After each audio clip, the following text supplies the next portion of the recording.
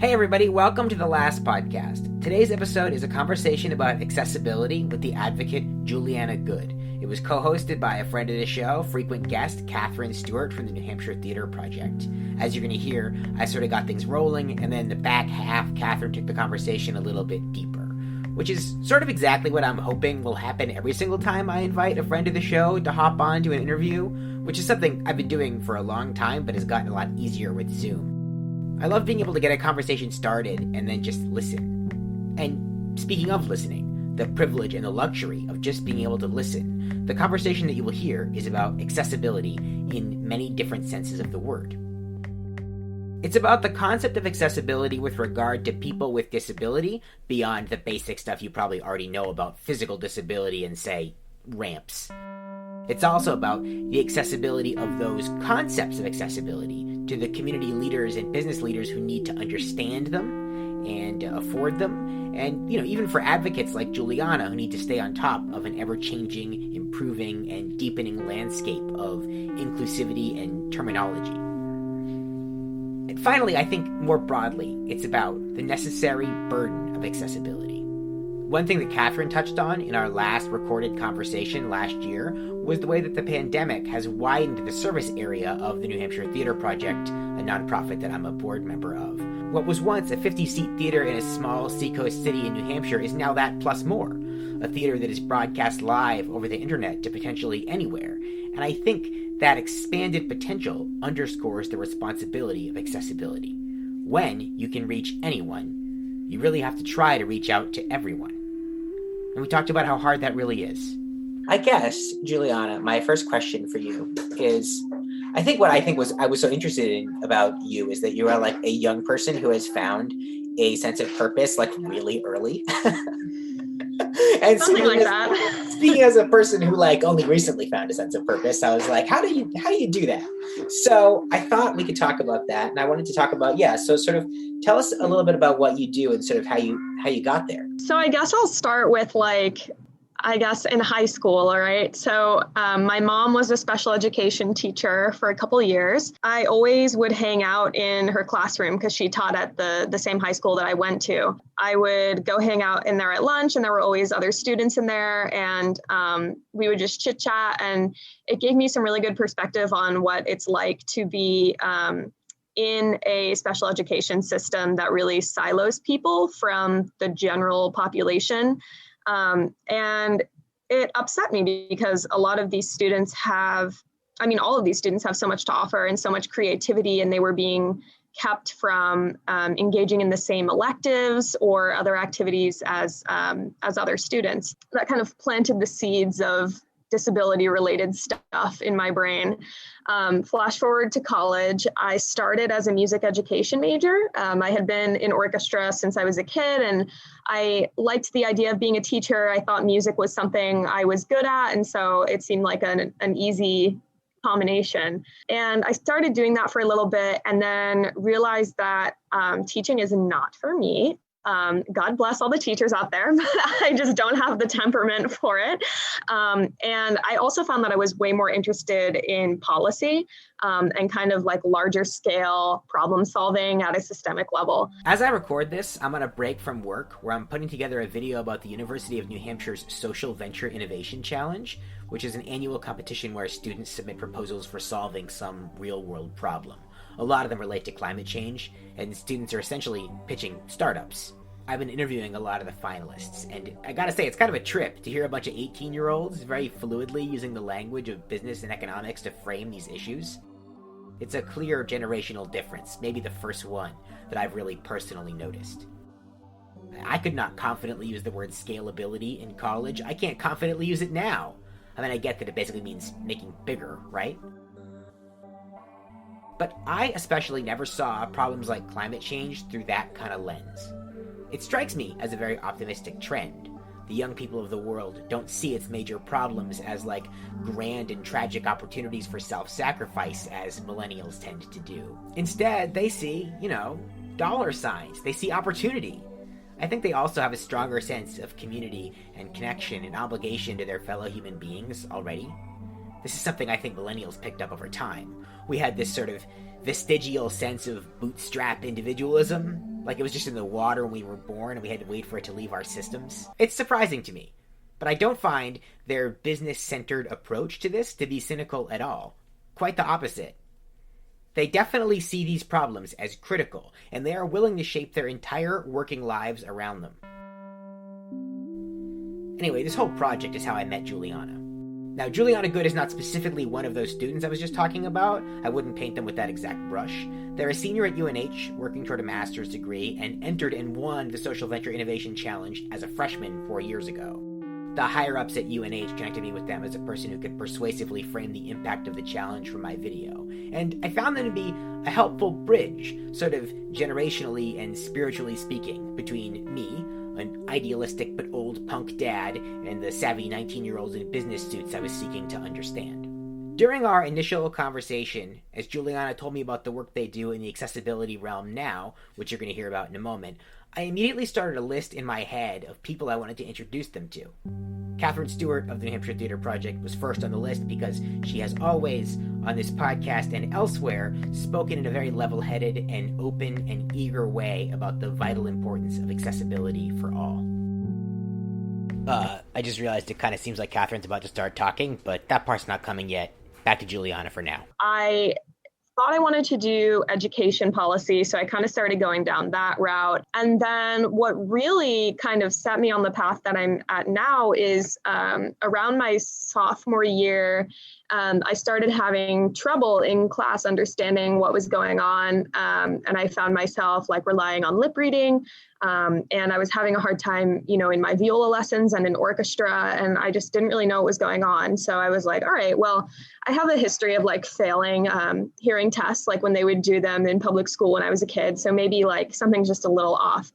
So I go to the audiologist and I find out that I have about 60% hearing loss in both ears. And so I was like, wow, that's wild that I never knew that before.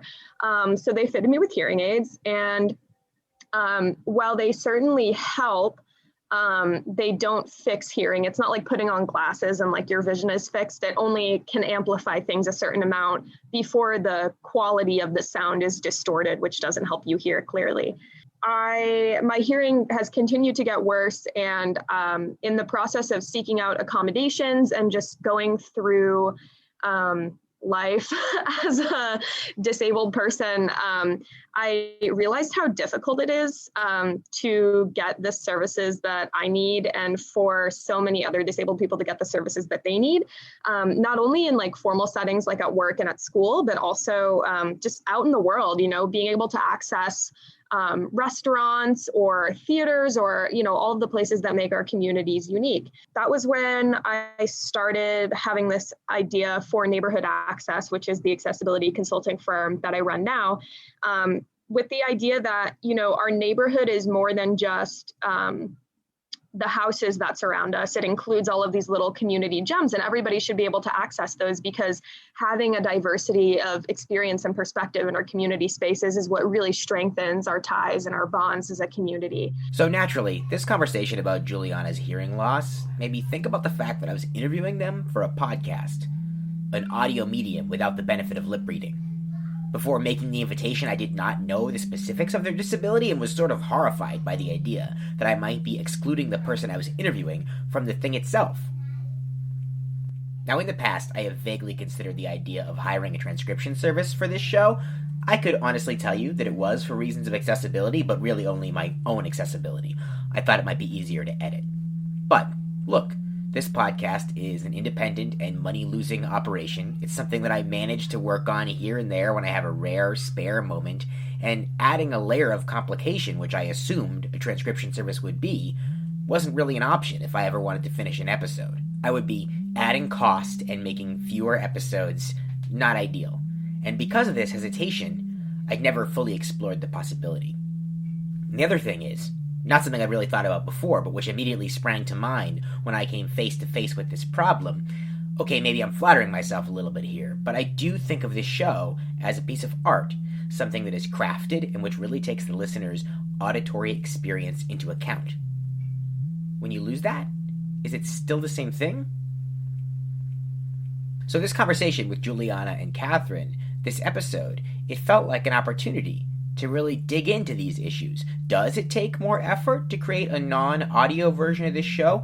How much more? What does it mean to create an accessible episode of a show where the tone and the mood is as important as the text? What does it take? And is it still the same show? I mean, let's find out. And so I started that in a somewhat official capacity, kind of right at the beginning of quarantine, because I had a little bit more time on my hands. And I started with doing trainings with folks who are organizing for the Black Lives Matter protests, and helping them make their protests accessible. Then I moved to kind of through word of mouth from them. I consulted like ACLU New Hampshire, a couple candidates for local office. And so I'm still kind of in that community-facing organization space, a lot of like nonprofits and government organizations within the state mostly.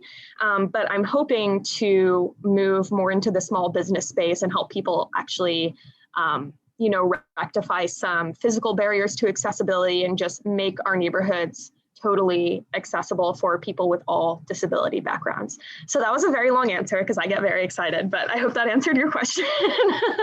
Yeah, definitely. And so what are sort of some of the basic roadblocks to accessibility that people might not recognize? Yeah, so I think the obvious one that a lot of people do recognize is stairs. So if there's only a stair entrance to a building and there's no ramp, then somebody who uses a wheelchair or who has another mobility-based disability might not be able to enter the building. If there's no elevator, stuff like that. But there's also a lot of other accessibility barriers that people might not recognize. So for example, something that I have to look out for when I go out, back in the days when we could go to restaurants without panic, I had a hard time in places where the lights were really dim because I still rely so much on lip reading, especially when there's a lot of background noise. Or if I go out with my other deaf friends and we're signing, it's hard to see other people signing when the lights are so dim. So that's like, a really easy fix to just make one or two tables that have a little bit brighter light, right? There's also things like, at conferences, for example, having a space for people to decompress. A lot of people who are neurodivergent, so for example, people who have autism can get really overwhelmed with like huge crowds and loud noises. So giving people like a quiet space to just be and decompress is an accessibility tool. And then on like an organizational level, hiring interpreters or doing live captioning for events, making sure that anything that is presented in just a visual format is also presented in an audio format for blind and low vision attendees. So there's all kinds of different things depending on kind of the setting, but those are just a few examples off the top of my head. I recently learned through work that something like 70% of people watch videos on social media with the sound off. I am one of those 70%, and I'd never even really noticed.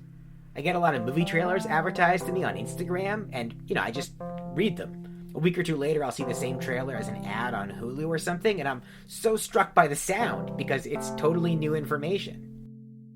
So because I create a lot of video for work, I started prioritizing learning about captioning on Facebook video. Say what you will about Mark Zuckerberg, but Facebook does a great job with this. When you upload videos through Creator Studio, which is Facebook's platform for posting on business or group pages, captions are auto-generated. They're not great. They're probably 80% accurate in terms of words, and they assume grammar based on very conventional sentence structures, but editing those captions is very easy. They're more or less lined up in the right spot. All you have to do is just tweak the words.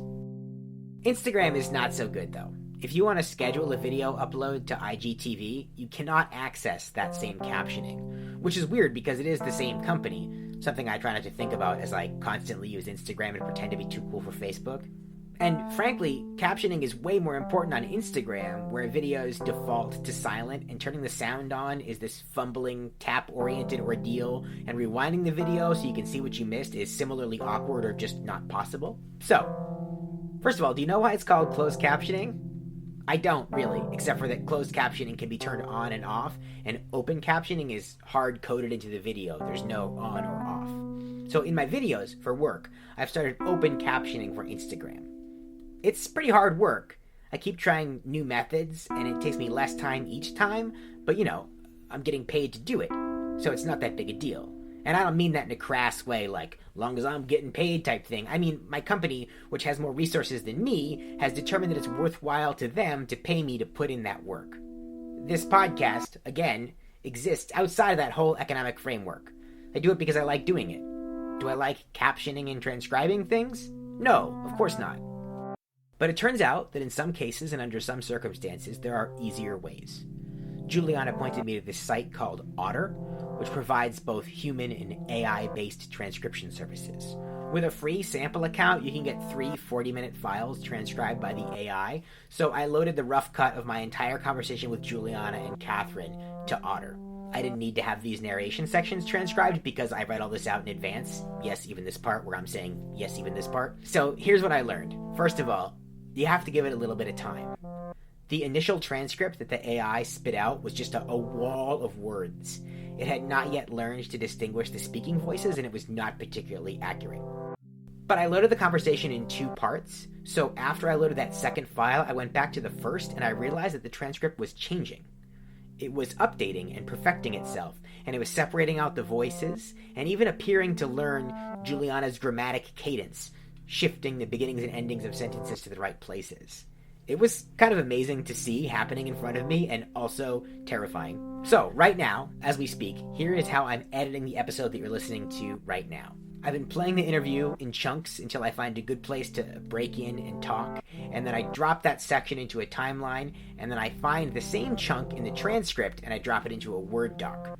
I am building the transcript and the episode at the same time, which works, and doesn't really add any complexity or difficulty to the usual process. Maybe even the opposite. I mean, honestly, the hardest part of any episode is really just getting my arms around the entire conversation, understanding it better than I did when it was happening, making sure I really hear what the other person is telling me, and understanding what I was thinking at the time and how that fits or doesn't.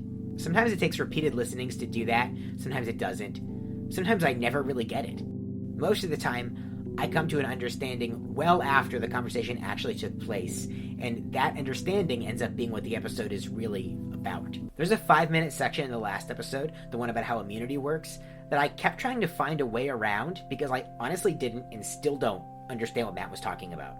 I mean, overall he's talking about the trial and error process by which immunity is created naturally as opposed to by way of a vaccine, but on a sentence by sentence level, I'm at maybe 50% comprehension, and I've listened to it like 25 times.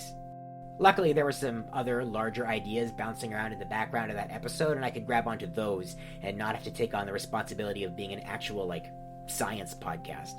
Anyway, looking at a transcript of this conversation while going through the process of getting my arms around it is actually making it a lot easier, at least so far. With the folks that you've worked with so far, have you encountered any resistance? When you suggest a place for people to decompress, do you get this is a really high energy conference and we need to do you get that kind of resistance, or are people hearing what you're trying to tell them? That's a great question.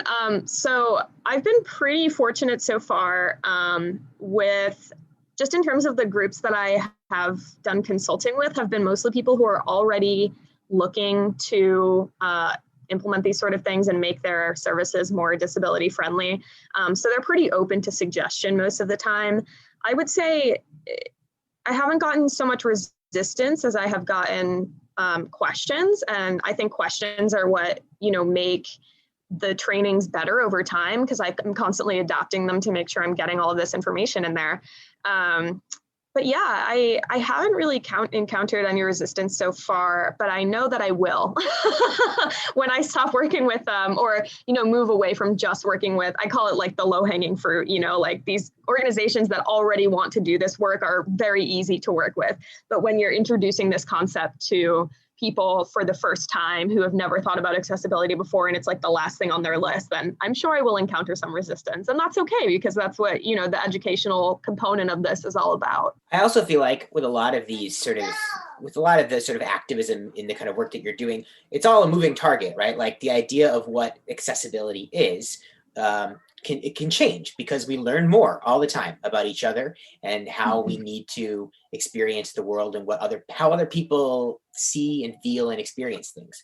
So how do you stay on top of that? How do you stay on top of the changing dynamics in accessibility? Yeah, that's a great question. In a word, Twitter.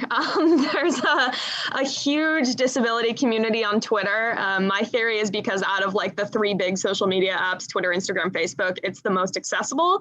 But yeah, there's a ton of folks on there who are constantly posting new articles that they're finding or just sharing personal experiences.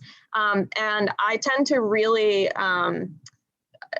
I am definitely like a reply guy, if you've heard that term, like where if somebody tweets something interesting, I'll be like, wow, that's so cool. Can I interview about that? And then I end up just like on Zoom calls, like a couple times a week with people, just asking them about like their experiences and what they'd like to see from an accessibility perspective. So it's very time consuming to stay on top of it, but it's also a really great way to like engage with my community and just make sure that, the work that I'm doing is inclusive of multiple disability experiences and not just my own. So you already talked a little bit about what sort of next for you is like moving into the kind of the business space. Is this like this consulting firm? Is that sort of like is this your plan for when you're done with school? Like this is what's going to be your full-time job? Do you have a sense of that? I feel like you have everything else figured out. So you must know like what the next 10 years are going to be. Oh, that's very flattering. I wish that were true. I would love it to be my full-time job. However, because I'm finishing a master's degree, I don't know that I have the bandwidth to grow it to the point where it would be lucrative enough to be a full-time job right off the bat. So my plan is to, I'm just kind of like chucking my application out there to whoever wants to hire me. Anything related to, disability stuff or just like social innovation in general, any position where I can be like helping people and, maybe using my master's in public policy a little bit too. But yeah, I think eventually I would like to make it my full-time job. It's just a matter of getting the capital to do that. This discussion of future careers and such reminded me that I resisted the initial urge to name this episode Good Work, so you are all welcome for that. I just keep thinking it's so funny that your last name is Good. It's like, it feels so made up. I know. Well, I was thinking you and I must both be people who have grown up just receiving pun after pun after pun on your last name. Like people always think they're so original, but they're not, but that's okay because I still laugh just to humor them. Yep. Yes, my last name is Little and I'm not very tall and neither is my wife. And when she was pregnant, everyone was like, "Are you gonna name your kid Stuart?" Oh no! I should have kept a little tally mark on my hand for every time I heard that, and then just show them, be like, "This is how many Stuart Little jokes today." You'd think that people would understand that, like, if you're thinking of something, it's not likely to be original, right? Like, this person has had X number of years of their life, right? Like, yes, I've heard everything you might want to say about Scotland, and right, that you might perceive, and then I've also heard things about Ireland, and it's not the country I'm from, but. Yeah, it's never unique. I like the tally mark system. I might. So that was Catherine Stewart popping in there, the other voice. And I should say that Otter immediately identified her as a third speaker in the transcript, but definitely had some trouble with her accent at times. Catherine Stewart's the creative director of the New Hampshire Theatre Project, a theater notable for its ethos of applying the tools of theater to trainings and community workshops, and also for emphasizing the social messages of their various staged plays and relating them to local community organizations and issues. Previous episodes with Catherine include one called Threads, and On the Line number 14, What Are You Waiting For? So let's talk about the theater project a little bit, because I think this is an interesting connection. I think that this whole idea of like neighborhood improvement is a really sort of exciting idea. It would have been even more exciting to me when I used to actually live in the neighborhood of the New Hampshire Theater Project. I literally, I moved away, then found out about the theater and joined the board. So I just, my timing's not great.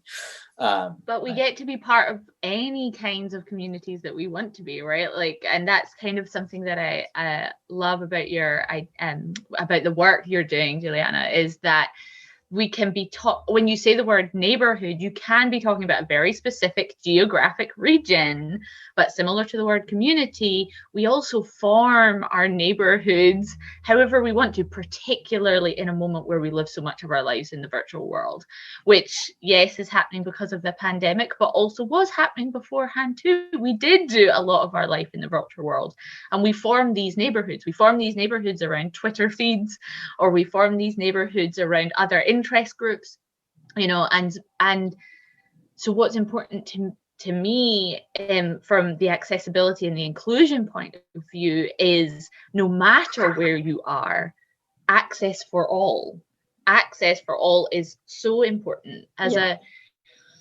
Sorry, Juliana, were you gonna? No, I was just saying yes.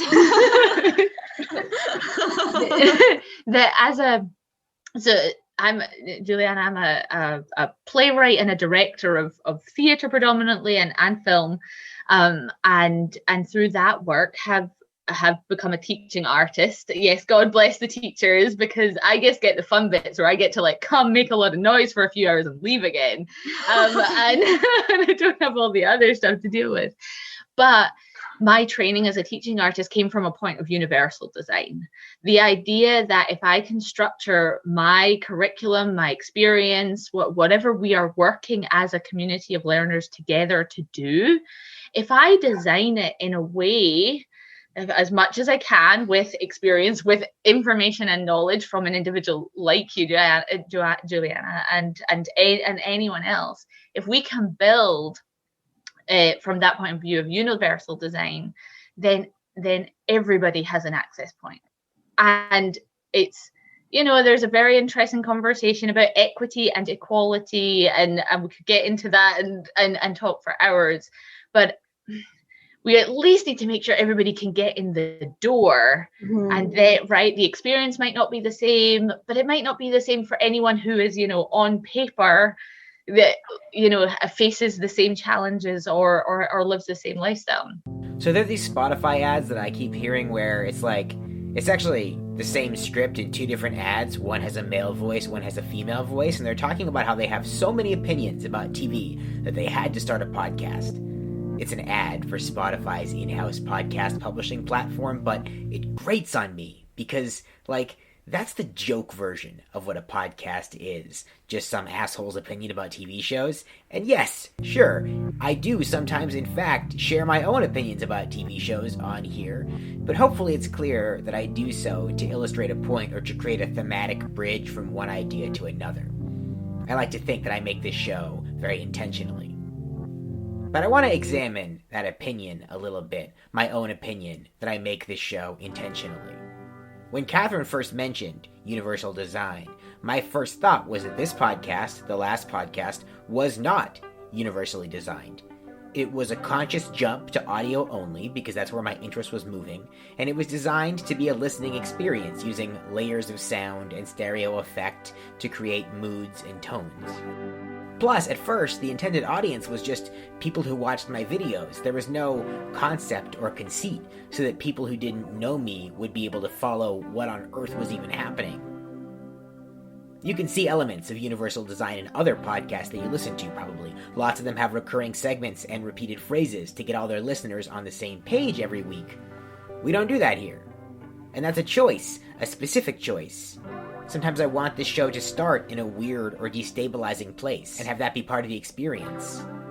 And I think initially, when I started working on this episode, I wanted to explore whether or not this show or other works were sometimes exempt from accessibility because of their specific intention. But now, I don't know. I'm feeling less and less qualified to talk about intention. The first 2 episodes of my show were not constantly shifting in style and conceit because I wanted to do that. I was trying to figure out what I wanted as I went along. Eventually I did, but those first 2 episodes, which were my conscious shift away from videos, they still could have just been videos. And did it occur to me when I moved away from video that there might be hearing impaired fans of my work that I was leaving behind? No, I'm embarrassed to say, it did not occur to me. And then when Catherine said that bit about wanting to get everyone in the door and not even concerning yourself with the fact that maybe their experience is a little different because it is for everyone anyway, my mind immediately jumped to a place that I have long tried to stay away from, a place of recognition about how people really listen to podcasts. The fact is, people listen to this show on a laptop or slightly defective headphones while they're working or driving or doing chores, and maybe they're only half paying attention or, God forbid, listening at 1.5 speed. Some people are probably listening too closely on headphones that are a lot nicer than mine, which probably reveal how cheaply this whole thing is held together. I don't judge people for half listening to this. I'm so half grateful that they are, but it's not something that I think about. And maybe you could argue that it's not really up to a creator to consider how everyone might experience their work, but I kind of think it is. And I think in other parts of my life, I've always thought it was. So I've already got 2 examples on either end of the pipeline of how I really haven't been that intentional. I can't justify an exemption for myself from this. I have to work harder toward greater access, not just this week, but as a continuing aspect of this show. It's something that I believe in and want to support. Maybe there's an opportunity there, too, for more artistic expression. Arlo has this book from the library where this family's doorknob breaks, and they can't find the right doorknob at the hardware store, so they buy a new door, but the door is too big, so they alter the door frame. Then they start to see all these other opportunities for home improvement. That's how I'm feeling now. I didn't think of myself as being in the business of making doors, but it turns out I am, so why not make as wide a door as I can? Now, in the book, I should say, the baby fixes the original doorknob and the family decides to not make any changes. It's a story about accepting imperfection and loving what you have, but it works both ways, as a lot of kids' books do.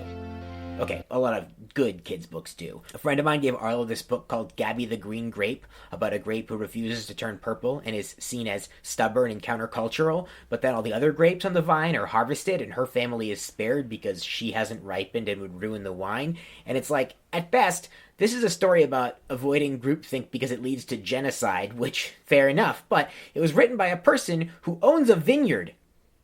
A lot to unpack there. Right. So I try to bring that idea of universal design to what we do at New Hampshire Theatre Project. But what you said about the restaurant with, you know, maybe a couple of tables where the lights are a little brighter, that's not just helping you know, is it? It's also helping someone who maybe has visual impairments, or Right. an individual who has an anxiety disorder around light, darkness, dark corners, someone who has experienced trauma.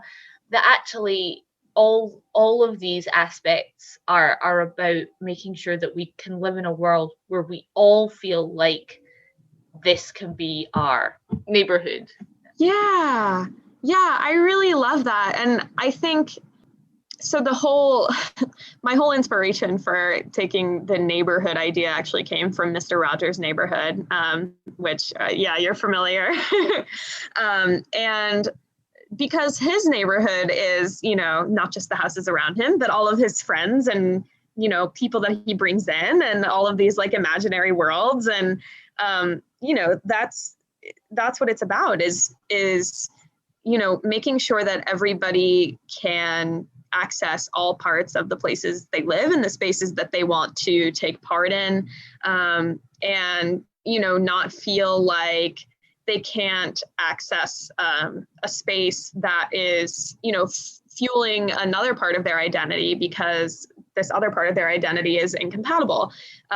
So it's, yeah, I love everything you just said.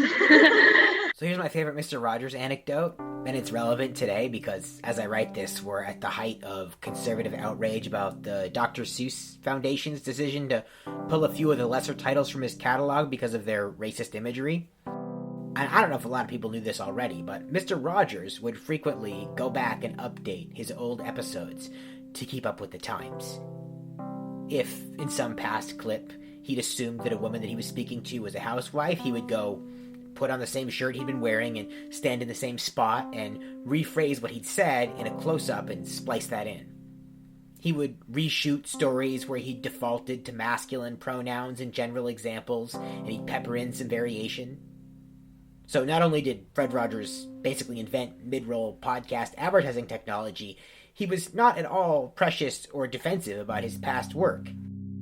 He wanted to keep it accessible in a humble and helpful way, and he did it without complaint. So as I've continued to work with New Hampshire Theatre Project and in becoming their artistic director, looking at the work of inclusion in its myriad of ways that works is so challenging, and because we should be thinking what you said about the first thought that most people think about accessibility from a physical space point of view first is very, very true, and absolutely has to be considered. But then all the things that we forget beyond physical space. So our little 50-seat black box theatre in Portsmouth's West End, which yes has been part of a row of buildings that were factories and have stood there for a couple hundred years, right? And here's this little theatre like shoved into what was next door was a mattress factory at some point, and now it's a community arts and music school, and here we are, little theatre tucked into these buildings that it's all been kind of done backwards and fitting things in. We've had the label of say it's told to us that we are the most accessible theatre in the Seacoast, but then actually that it's not good enough. Even what we have is still kind of not good enough, because yes, you can get a wheelchair through the door and you can sit in our audience without having to go up or down any stairs. That's one, like, that's less than 1% of what we're talking about here. Right. And so we should be hiring you, to be quite honest.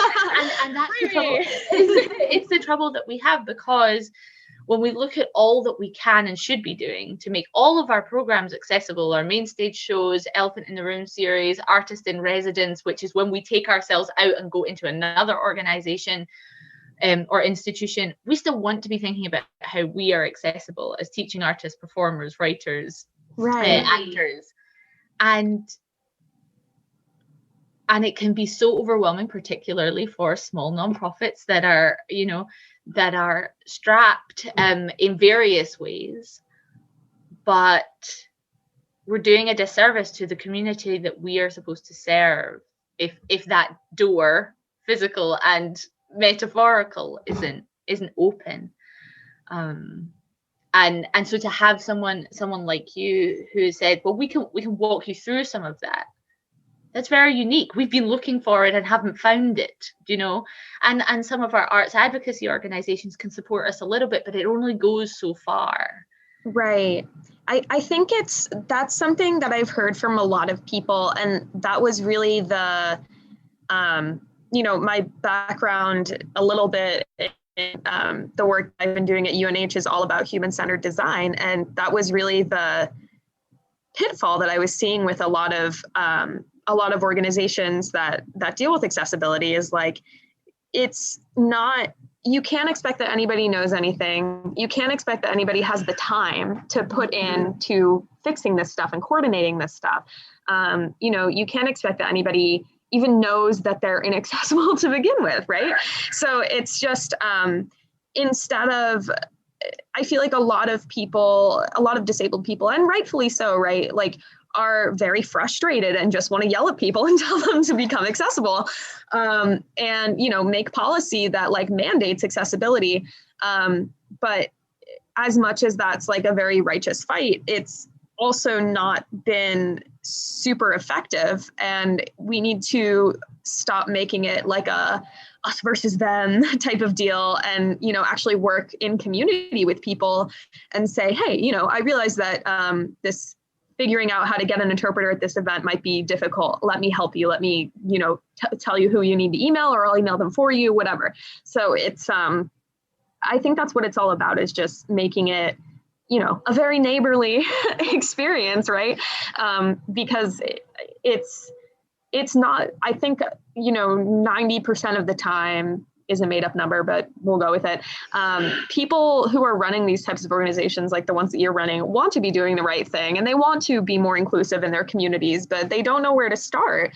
And so I think it's just about really meeting people where they're at and saying like, okay, you don't have a ramp here, let's put a ramp here. And if you don't have the resources, then we'll find you the resources to, get that installed. So yeah, that's what it's all about. So I guess I haven't specifically said that I'm going to make the transcript of this episode available. There'll be a link in the show notes. It's going to link to Google Docs. It's probably going to be like 30-something pages, and it won't be the prettiest thing in the world, but it'll exist. It's a start. I'm also going to create a second document, which anybody will be able to edit if you're logged into a Google account, with links and additional resources. I will put in what I have found, but I encourage you to just add anything, links, comments, questions, pictures that you think might be helpful. It's just the first thing that I could think of to make the non-audio experience of this show more interesting. I hope to think of more. Here's another thing I'm doing. I emailed Juliana to ask them about music vis-a-vis hearing aids. The music on this show can be sometimes a little abrasive, especially when I'm the one recording it.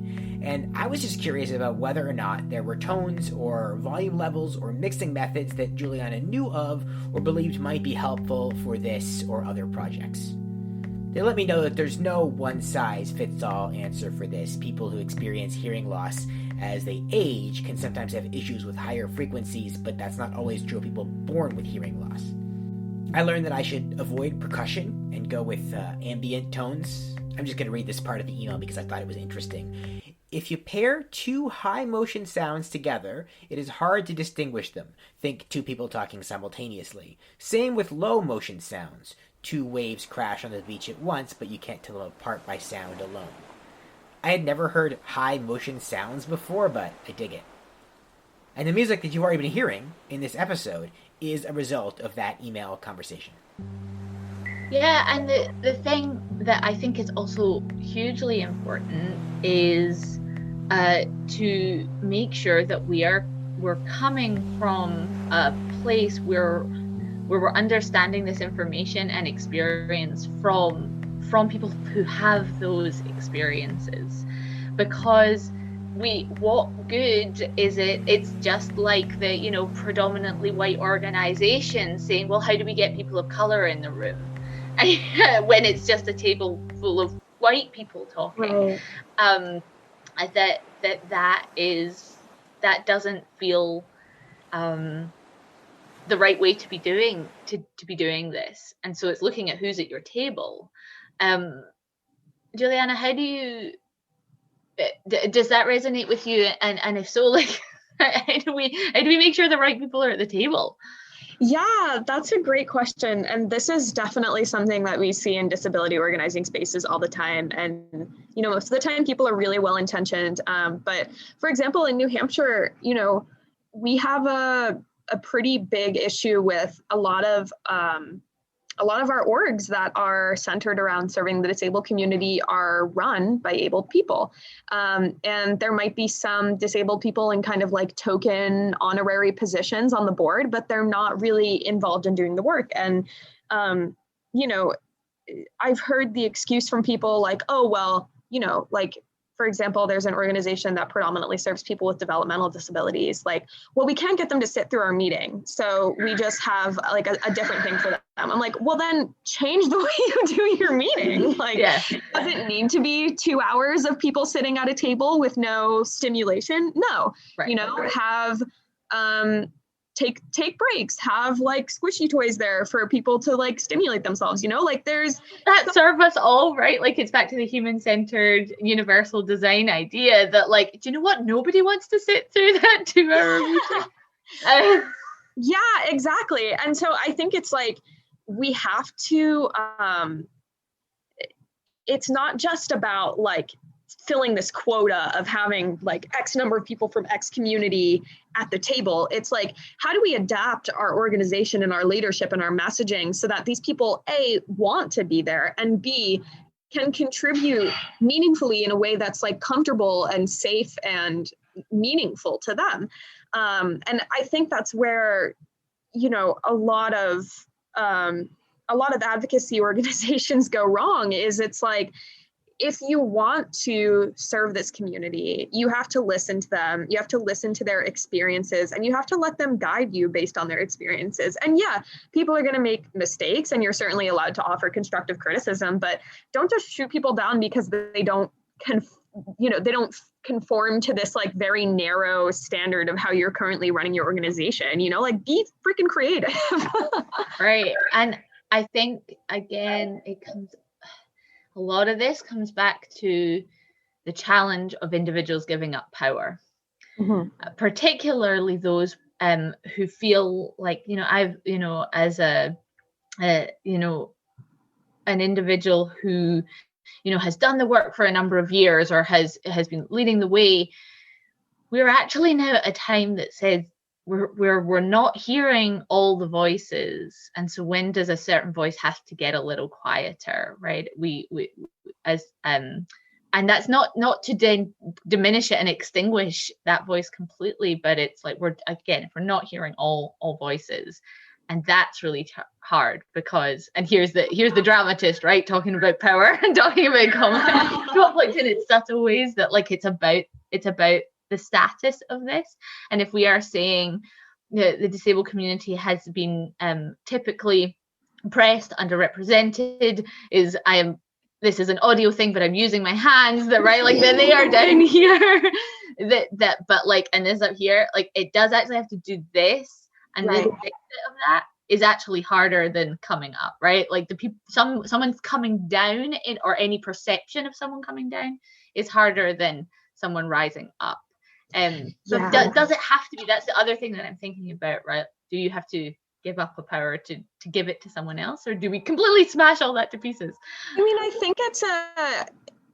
think it's about reframing, right? So it's like,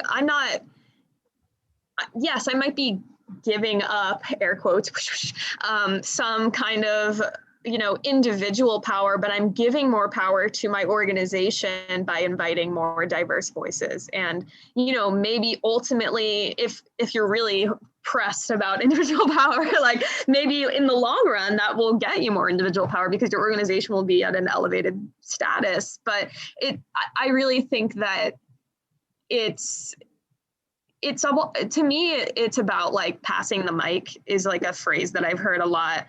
And some people like to tell other people that they're passing the mic, which defeats the entire purpose. But I really think it's like, you know, if you have an opportunity for press or for recognition, or, you know, to participate in some activity that is further elevating your status, if you can give that opportunity to somebody who's just as qualified, but who comes from a different background that's currently being, you know, oppressed, then you should do that. And I think that's where people struggle, because a lot of people, I think, in like the nonprofit space are control freaks a little bit, where they're like, they've had to like build their thing from the ground up, and they don't want to let anybody like mess it up, right? But like, by kind of giving others the space to interpret your work and speak to why it's important from the perspective of like the identities that they hold, you're actually strengthening your whole message and showing that it's resonating with more people, and more you know, people who hold different identities than like just your own, or just the people who tend to participate in whatever your endeavor is. So it's I think in the long run, it's like a really good thing for everybody to do, as well as like it's just the right thing to do, and we all need to be doing it. During the course of my work on this episode, the show Reply All, a podcast that I really like and admire, completely and totally imploded. What happened was they began a series looking at the discrimination that led to the implosion of another media company, Bon Appetit. And as they got started, former BIPOC employees of their parent company, Gimlet Media, came forward with their own allegations about Reply All.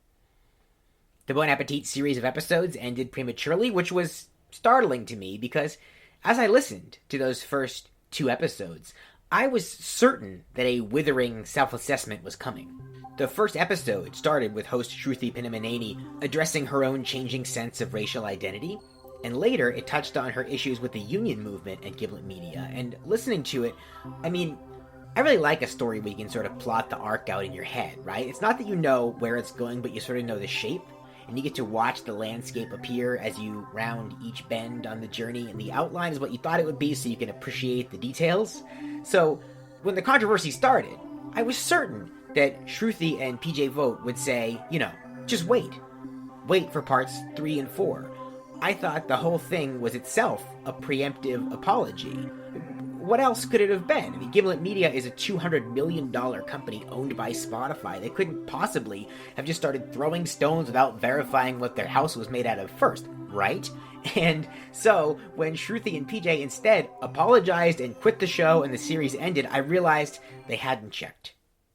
And that was incredibly dispiriting. But it is a lesson to everybody, even those of us with podcasts worth a lot less than $200 million. Keep looking. All the time. Stay open to what you might be missing and how you might be able to change. Is this podcast going to have a complete transcript every episode? I don't know.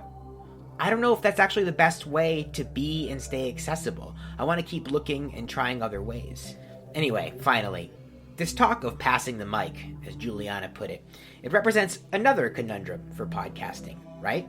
And this one is maybe even more complicated than how do you make audio art accessible to the hearing impaired. How do you center on other voices, voices of color, voices of different experience, when you're making something where, by definition, you are the fixed point at the center of its universe? Even as this show continues to make outward gestures, it lives entirely in my head, and it is primarily a learning tool for myself. How does that fit in with what we understand to be necessary about equity and accessibility? The good news here is that even though this question is a little bit harder, I think I know what my answer is.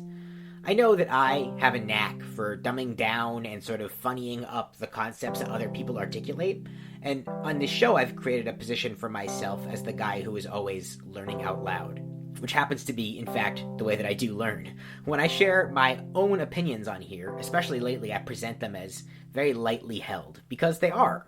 The older that I get, the less I'm certain of, and that in and of itself feels like a worthwhile thing to demonstrate to people, but I also think, I know that I can help people distill their message by presenting it this way, by telling you about what I am figuring out as I am doing so. In my new job, I've gotten a lot of professional confirmation of that skill that I have, which is good to know, because in this time in which, as was just discussed by Catherine and Juliana, in this time where voices of a certain status are either stepping aside or being moved aside, straight white guys like me can't always stand on the stage, but we can be a stage. Full disclosure, I'm pretty sure the next episode of this podcast is going to be another interview with a white guy, but I am trying. I'm trying to make this podcast a place, a digital neighborhood, where everybody feels welcome and included and valued, and I am grateful to Juliana and Catherine for their help on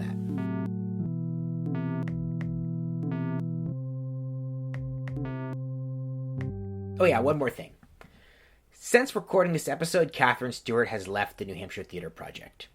At some point in the near future, we'll catch up with her and find out why. Thanks for listening or reading. We'll be back soon.